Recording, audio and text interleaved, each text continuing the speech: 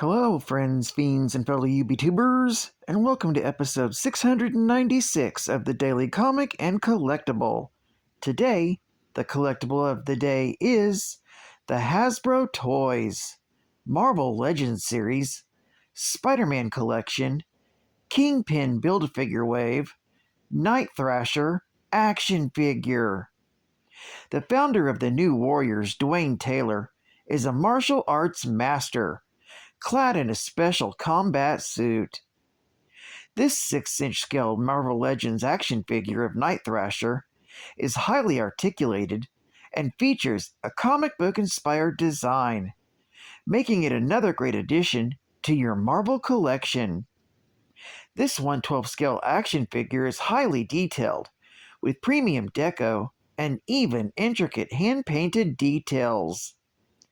Night Thrasher features advanced articulation with over 22 points of movement for advanced posing and displaying in your action figure collection. Accessories include the Night Thrasher action figure, his skateboard, 2 nightsticks for weapons with the carrier on his back, and a Build-A-Figure piece. Collect the entire set to create your own Marvel Legends Kingpin action figure. This figure comes in a full window display box and was released by Hasbro Toys.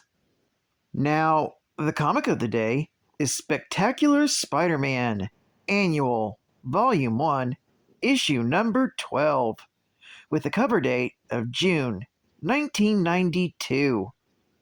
This is part of both the Hero Killers event and part of the First Kill and Evil Lights arc, with story by David Michelini, art by Scott McDonnell, and cover by Mark Bagley.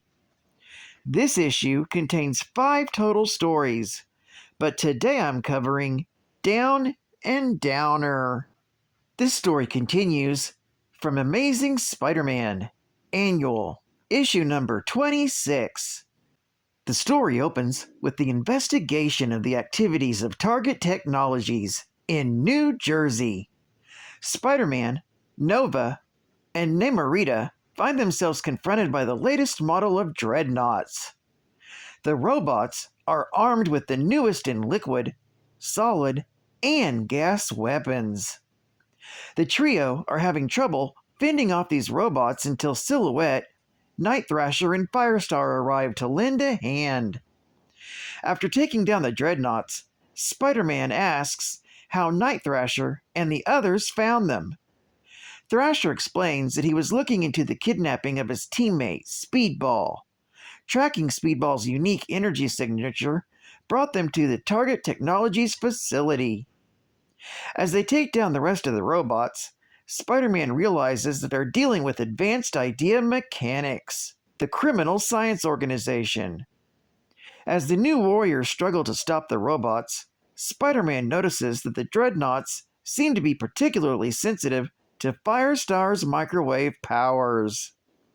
Noticing antennae on the robots' heads, Spider-Man decides to investigate.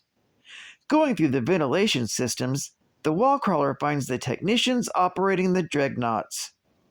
Spider-Man ambushes the technicians and destroys their control computers.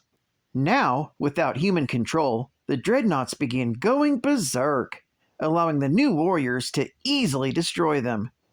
With the robots now destroyed, Spider-Man returns to the New Warriors and points out, since they made a connection between the attack on the town of Fortune, Target Technologies, and Speedball's disappearance, he suggests that they check out the administration building.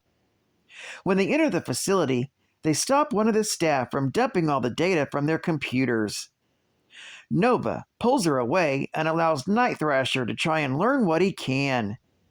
He discovers that the wave cannon was developed for a private installation in upstate New York. Before he can get any additional information, a failsafe built into the computer wipes out the rest of the data. Meanwhile, at a private meeting room among some of the heads of the world's leading corporations, a status report is being made on the debacle at Target Technologies. Learning that Spider-Man and the new warriors may have learned the location of their secret lab, their mysterious benefactor asks the others if they have any suggestions on how to deal with the latest development. That's when Justin Hammer speaks up, offering to enlist his super-powered operatives to defend the lab. Meanwhile, Spider-Man and the new warriors are heading to the lab in the new warriors' helicopter. While on the way, Spider-Man feels like they'll never be able to stop such a large organization like AIM. Silhouette points out that she lost the use of her legs thanks to criminals. Instead of giving in to the grief and pain, she decided to use her power to try and stop as much evil as she can. When they arrive outside the facility, which turns out to be what appears to be a cow pasture, thinking this is a waste of time, Nova accidentally sets off the perimeter security. Ambushed by the various defenses, most of the heroes are separated by the various traps and trapdoors in the ground, leaving only Spider-Man and Silhouette on the battlefield. Recovering from the assault, the pair looks for a secret access in order to infiltrate the facility. While inside, Night Thrasher, Firestar, as well as Nova and Namorita begin looking around the facility.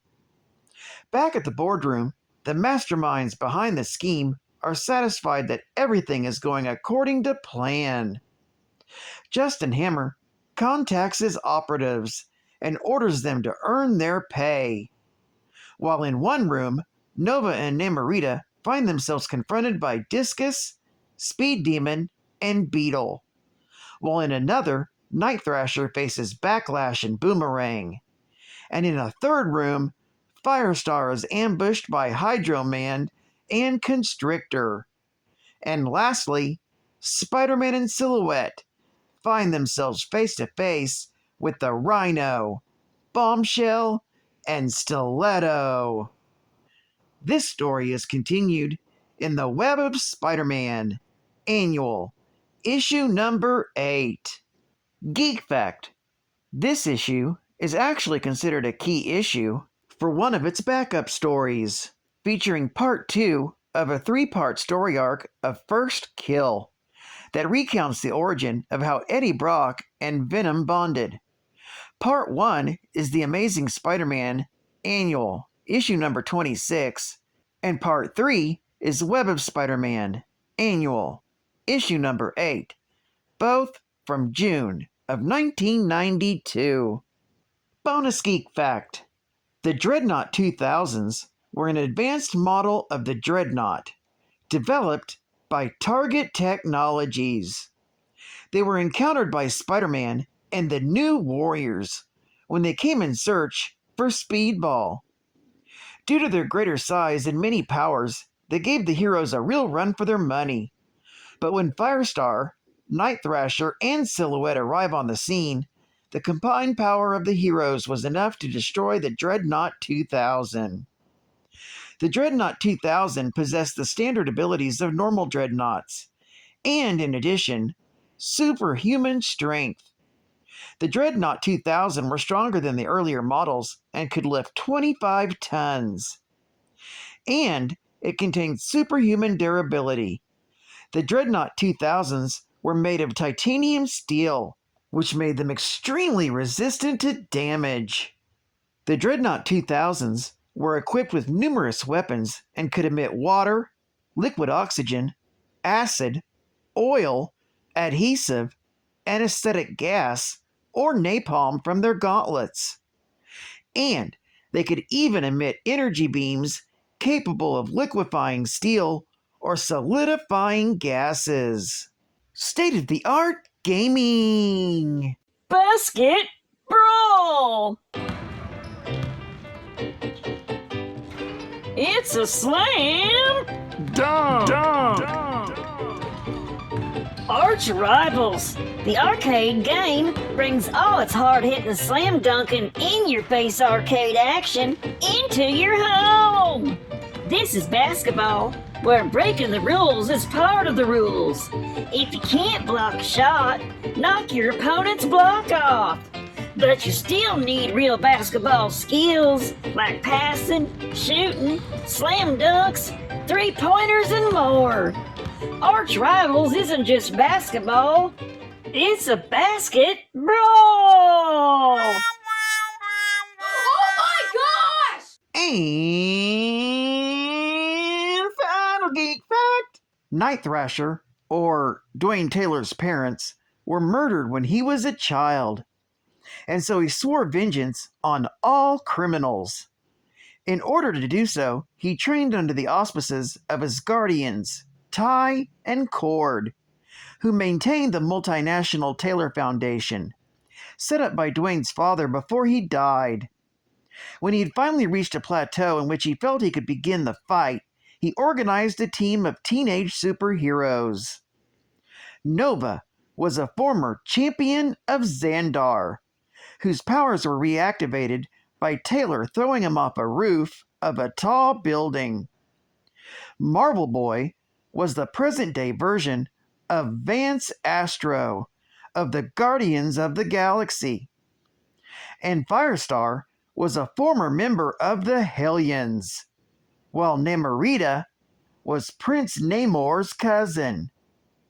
And finally, Speedball was a teenager from Springdale, Connecticut, who had been involved in an accident at a laboratory. Their very first battle was against a reformed Terrax, a herald of Galactus. Well, I'd like to thank you for joining me for another Daily Comic and Collectible, and I hope to see you again Friday. This is Cut Fan Comics Man, and I'll catch you on the flip, baby. Over and out.